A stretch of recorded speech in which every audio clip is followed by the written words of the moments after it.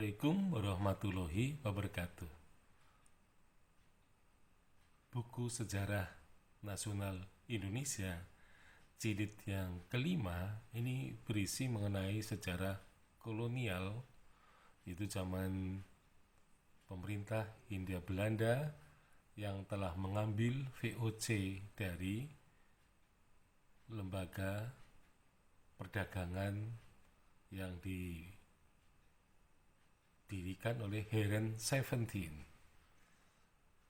Jadi Belanda mengambil alih semua yang telah diraih oleh VOC, dan kemudian pemerintah kolonial Belanda berkuasa di Hindia Belanda yang pada zaman dulu seringkali disebut sebagai Hindia Timur.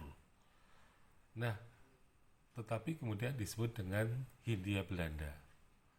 Nah, tentu saja penulisan sejarah pada masa inilah yang disebut oleh para sejarawan itu sebagai historiografi kolonial. Itu sejarah kolonial yang berisi mengenai sejarahnya orang-orang Belanda di Indonesia. Nah, jadi masa kolonial itu adalah historiografi kolonial. Jadi di sini memang tidak ada narasi sejarah tentang bangsa Indonesia. Kalau toh bangsa Indonesia disebut, maka penyebutannya adalah sebagai posisi. Misalnya para pemberontak, ya, orang-orang yang disebut sebagai ekstremis. Nah, sehingga kemudian para sejarawan Indonesia melakukan tindakan kontroversial atau kontradiksi terhadap sejarah kolonial. Nah, sebenarnya cara kontradiksi dan kontroversi ini merupakan cara yang keliru, karena sebenarnya sejarawan Indonesia itu tidak melakukan studi, tidak melakukan riset, tidak melakukan penelitian apapun, tetapi ia tinggal mengambil alih informasi atau narasi sejarah, tetapi di sini ada pengubahan. Jadi pengubahannya adalah secara terbalik, menafsirkan secara terbalik, dan bukan dari hasil penelitiannya sendiri.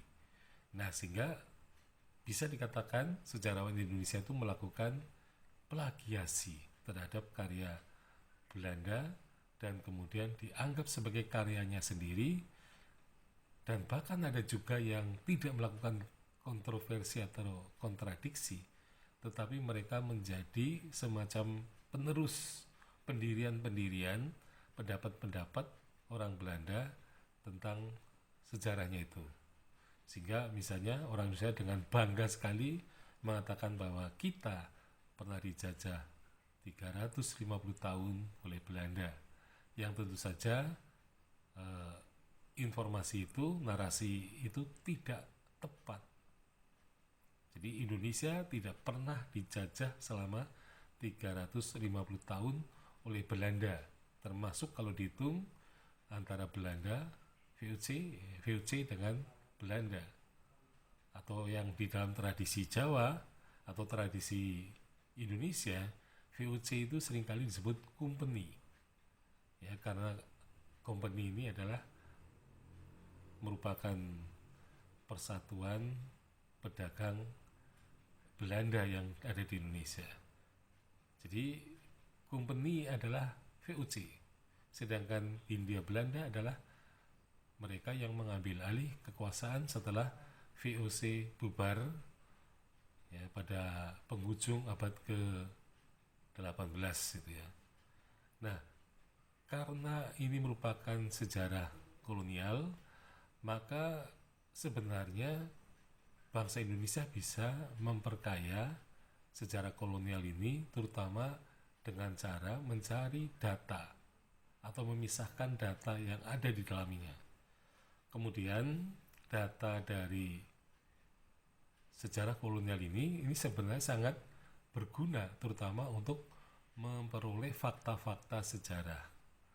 Nah, tentu saja sejarawan Indonesia harus bekerja keras untuk mencari data sejarah yang nanti bisa mendapatkan fakta, terutama yang diambil dari sumber-sumber pribumi.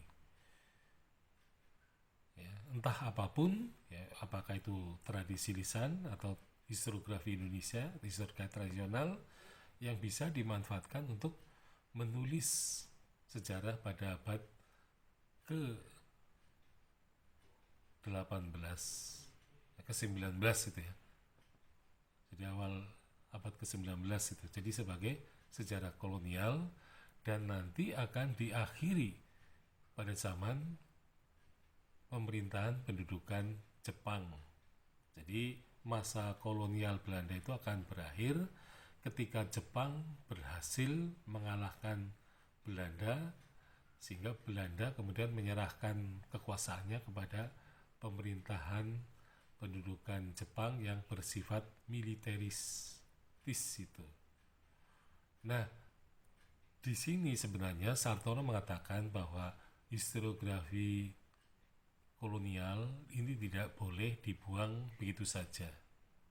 Tetapi sejarah kolonial atau historiografi kolonial mestinya harus diteliti ulang, diteliti kembali, kemudian dipisahkan data dari masa kolonial itu, yang ini merupakan history from outside.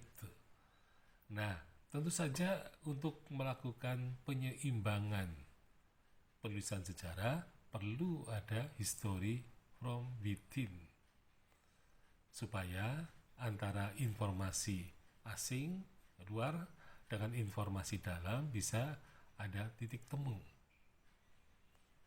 Jadi abad ke-19 ya, awal abad ke-19 ini saya kira sumber dalam negeri ya, itu saya kira juga bisa dicari pada tradisi-tradisi historiografi tradisional yang kemungkinan besar juga membicarakan mengenai hal itu.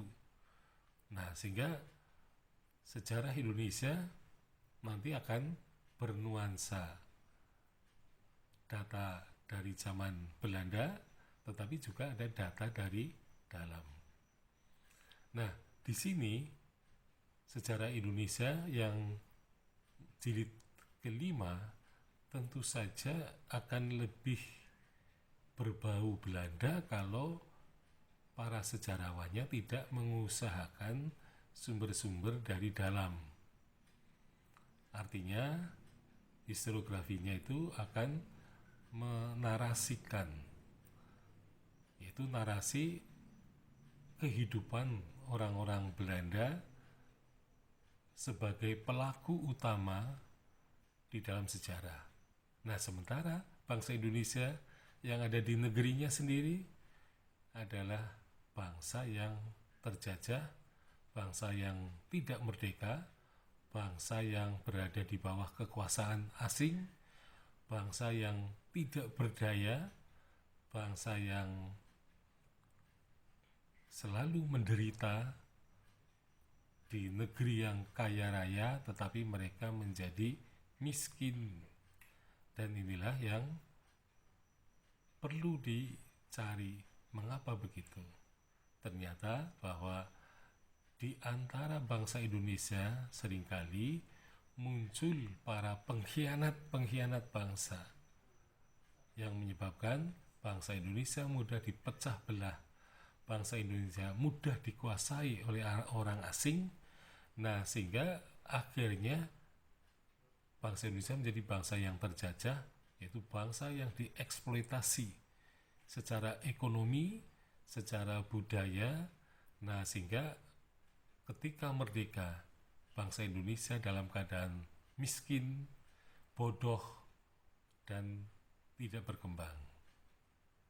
Atau dengan kata lain, bangsa Indonesia merupakan bangsa yang terbelakang, yang tentu saja itu menjadikan bangsa Indonesia itu mengalami proses rendah diri yang berlebih-lebihan, artinya tidak mempunyai kepercayaan, sehingga yang terjadi adalah karena tidak percaya diri, maka bangsa Indonesia ketika menulis sejarah, maka dia selalu mengutip karya bangsa asing, dan kemudian juga meniru apa yang ditulis oleh bangsa asing itu sendiri, sehingga sebenarnya bangsa Indonesia tidak mempunyai karya apapun, bahkan bisa dituduh melakukan plagiasi.